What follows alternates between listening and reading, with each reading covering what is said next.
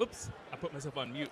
Hello and welcome back to LTC Heroes Live by Experience Care. My name is Peter Murphy-Lewis. I'm your host. I'm really excited because I've been at Wisconsin Convention for 2 days, and the person who invited me to be on the panel is here with me now, Lori Koeppel. She is the Executive Director at Wisconsin DON Council. Welcome to the program, Lori. It's good to be here, Peter. Lori, you're an important person at this convention. Everybody's talking about you. I even got to have dinner with you. Tell me what you were most excited about coming to this year's spring convention. For me, the most important part of any conference is the time that I get to spend rejuvenating relationships with old friends that I don't get to see often and forming new, trusting friendships and relationships with my colleagues in the state of Wisconsin. I can tell that this community is unique. How would you describe this convention, your friends, the members here, to someone who's not from Wisconsin? In the skilled nursing facility world, so I grew up over half of my lifetime. It feels like I've worked and participated in conferences such as this. The networking helps us build trusting, long-lasting relationships. And it doesn't matter what organization we work for. Once we've established those relationships, we're there for each other. We share best practices. We know that we're all in this together. We pick each other up when we're feeling down. And that helps us continue to show up in an industry that's really hard.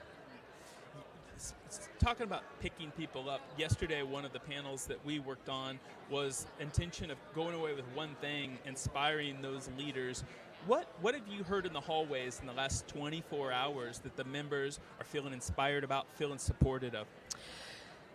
Today, some feedback that I received included some close friends saying they're actually going to follow through and start some self-care because they know that leadership starts with themselves. I'm really, really happy that they're giving themselves permission to give that type of time that's well-deserved and needed for them to sustain the enduring hardness of what a leadership role is in the long-term care setting. In addition, I heard some additional good feedback on strategies people are going to start to look at for customer service programs that they may have not been able to launch in the past. Those are two of the big things I heard. Customer service is one of the things that you started off yesterday with, and there were some good ideas. Are there any things that either you learned from the talk yesterday, the workshop, or ideas that you're like, oh, that's a unique way to say it, or maybe the way that you I think you phrased the question was, we need to inspect what we expect, and I heard someone else saying that. What did you take away from the workshop, even though you were one of the leaders? Compassion fatigue spoke to me yesterday, and I want my voice to continue to be heard that we have to acknowledge that our healthcare workers have compassion fatigue, and that is affecting customer service in some way, shape, or form. How we give and receive messages is changed from the past. But in addition, another thing that I really wanted to focus on is technology. I think there's a lot of opportunities there that we can look at our workflows as to how we can make our jobs easier, to the point, and identify high-risk situations. Tell me, what are the unique challenges? Maybe they're not that unique this year in 2023, but your role as executive director of the DON Council, what are the conversations going on that you all are struggling with your peers? Is it staffing, and then number 7 is something else? Yeah. Prevailing worry that keeps people up at night is the stability of their workforce. There is not a quick fix or a micro solution to our workforce shortage. These are macro, large-scale, innovative ideas that we have to come up with. We have to grow a workforce that doesn't exist. We just can't pull people from each other. It's not a sustainable practice. Also, I feel on the workforce and that when they're not worried about a shift that they have to work, they're getting calls 24 hours a day. As I said during that conference yesterday, they're not getting adequate sleep as the leaders at all because they have new staff, the turnover is constant, so that growing of the nurse from a novice to a proficiency level isn't there. And that requires additional oversight that takes, again, the time of the leader and could affect us keeping them long term. I'm going to ask you to give a shout out to a DON that you call upon when you have questions, or maybe a mentor when you hear about these challenges of compassion fatigue. Who's someone that you call, or maybe even in workforce, that you call and be like, hey, can I shoot around some ideas with you? Or you've tried a bunch of nuanced things. Maybe 5 have failed and 2 have succeeded. Who are some shout outs that you would like to call? I have a lot of great influences and mentors and frienders, I call them, in our industry. But a few that stick out to me is Tina Belangi. We talk a lot from North Shore, and also Connie Glenecki's she's been my friend for 30 years, and we're both nurses, have been through a lot together. And we have some excellent board members on our Wisconsin DON Council.